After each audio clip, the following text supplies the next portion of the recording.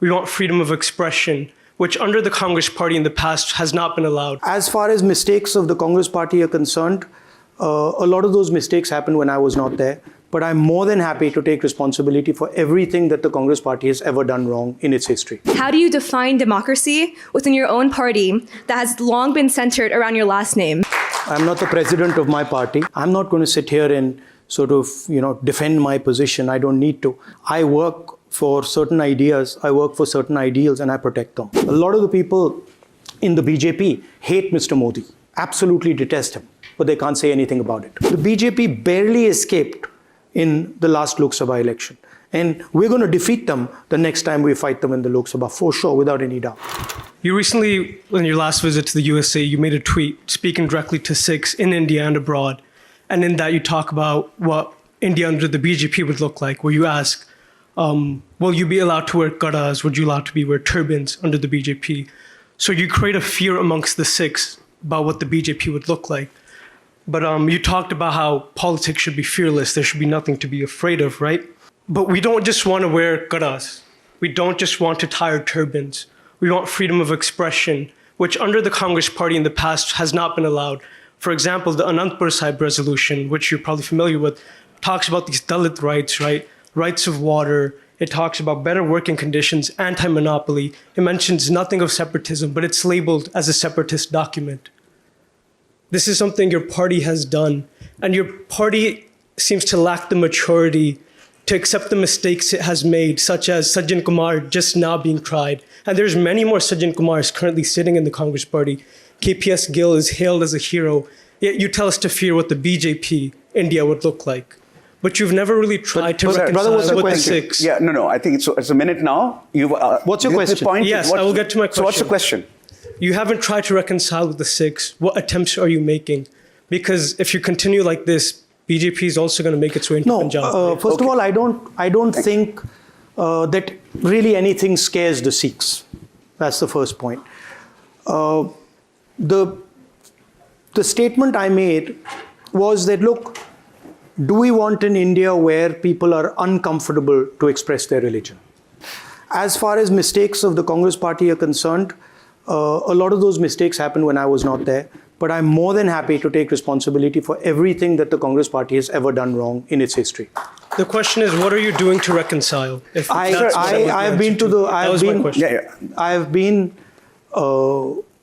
have publicly stated that what happened in the 80s was wrong. I have been to the Golden Temple multiple times.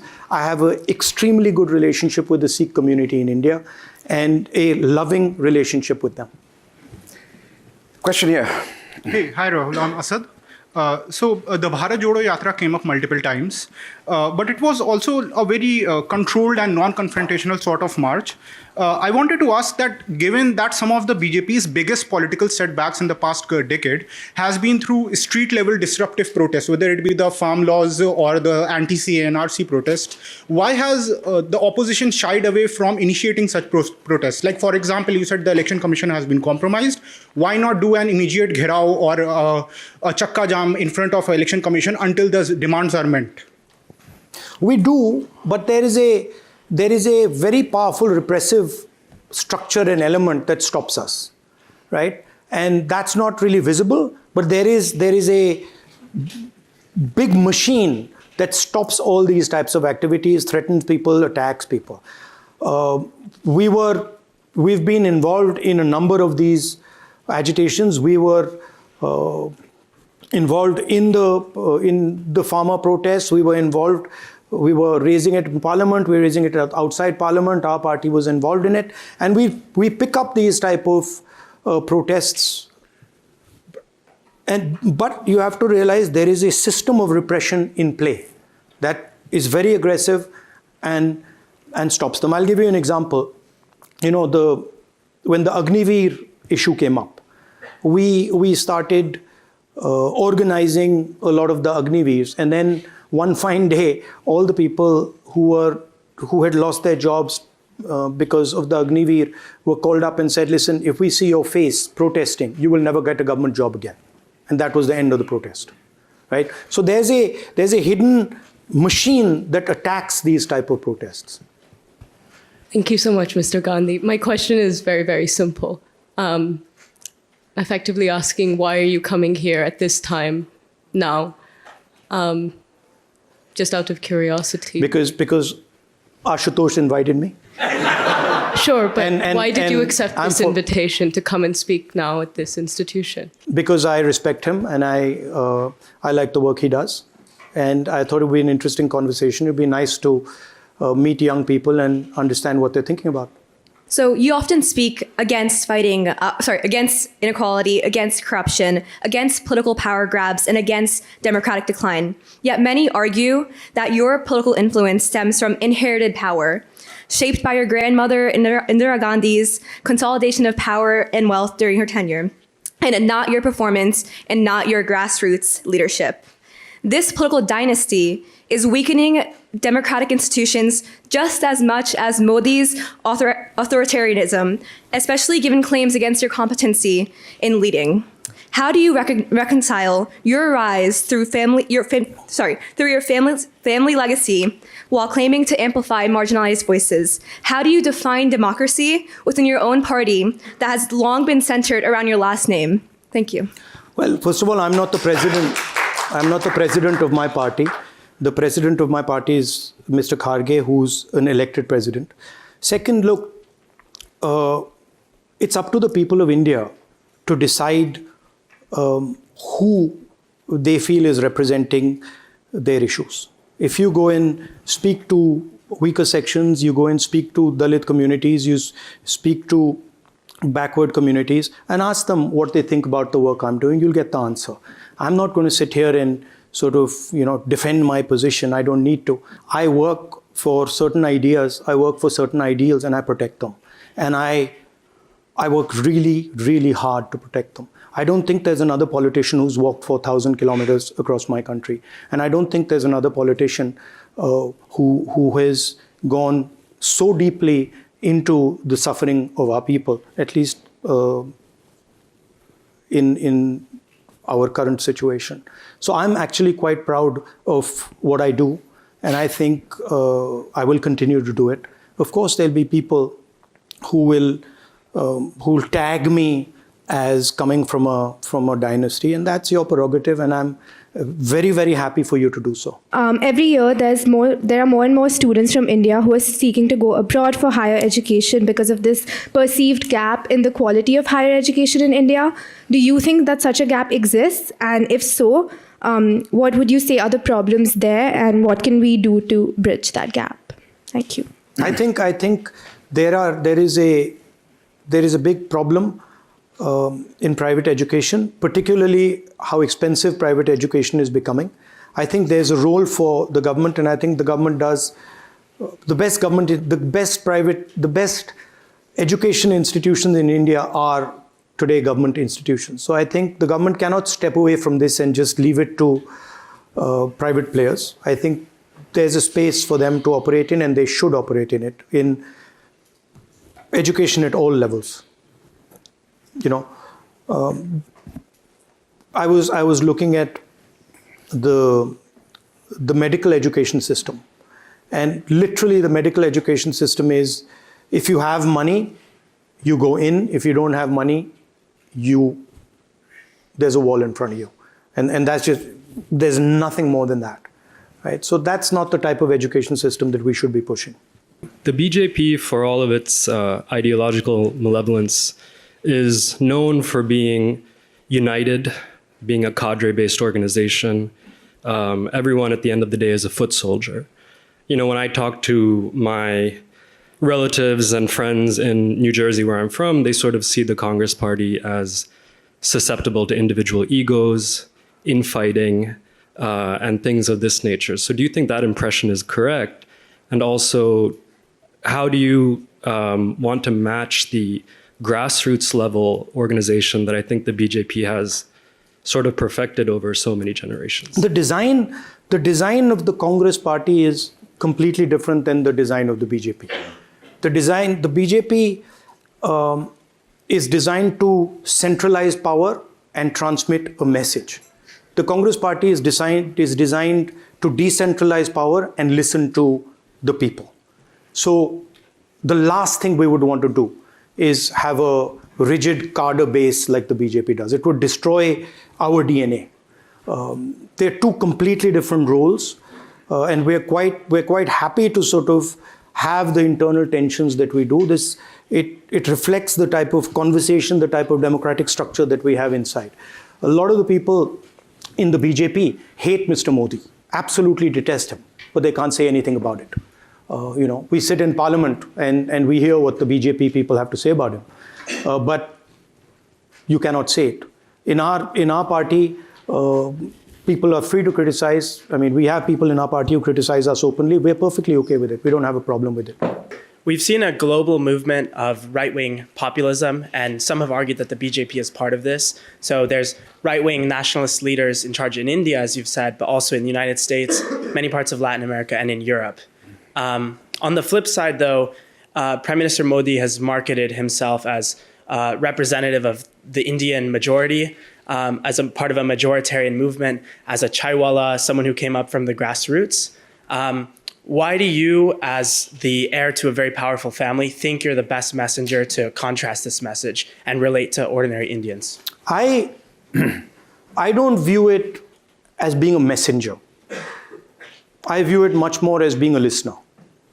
So what I do is I try and understand the pain that India's people are going through. I try and understand the unfairness that they're going through, and I try and help that. I don't view myself as a messenger in any way. I like to raise the people's voice, Prime Minister of India, of course, apparently has a direct connection with the divine. And he said that, I speak directly to God. I don't profess that capability.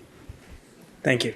So in recent years, we have seen an increasing sense of social exclusion and marginalization for almost all minority, but particularly the Muslim community. As a young Muslim, I personally see how social mobility is becoming very, very difficult, with rising instances of discrimination and hostility in both the social and political environment.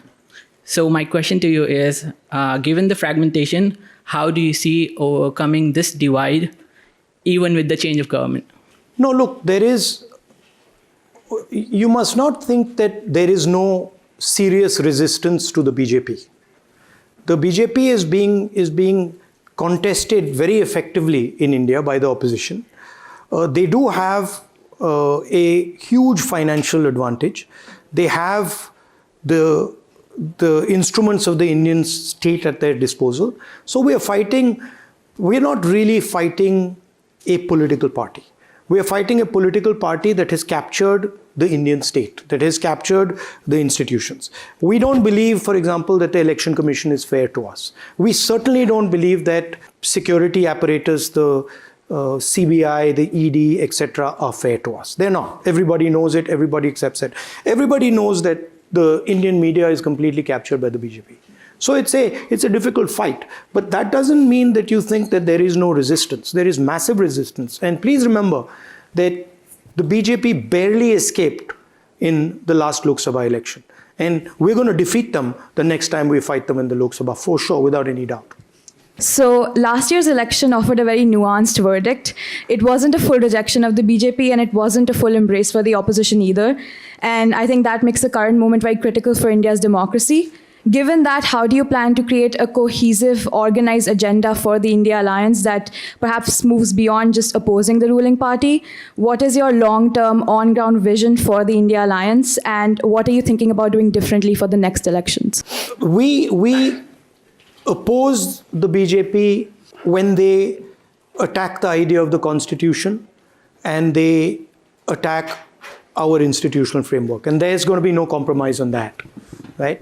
And in the last election, that resonated with a lot of people. The second thing, what I said right in the beginning, is that we also oppose the BJP in their social vision for the country.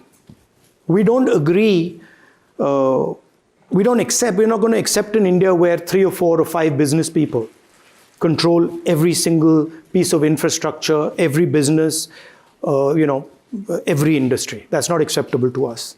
The fact that if you're an Adani, you can literally just walk in and pick up the Bombay airport and say, I like this airport, and it doesn't matter who owns it, and you can just take it.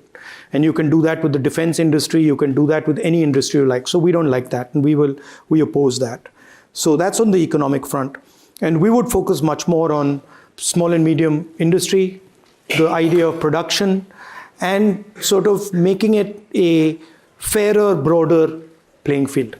On the idea of caste, again, we have a completely different vision. We don't want an India where, lower castes, Dalits, tribals do not play. That's not acceptable to us. That is something, that is central to their philosophy. That is something that is central to their idea of India. And we're going to challenge that. We've challenged it in Telangana, we've challenged it in Karnataka, and we're going to challenge it in India. And we feel that that is a very, very powerful instrument for empowering lower castes. So we have two completely different visions of our country, right? We don't have a centralizing vision.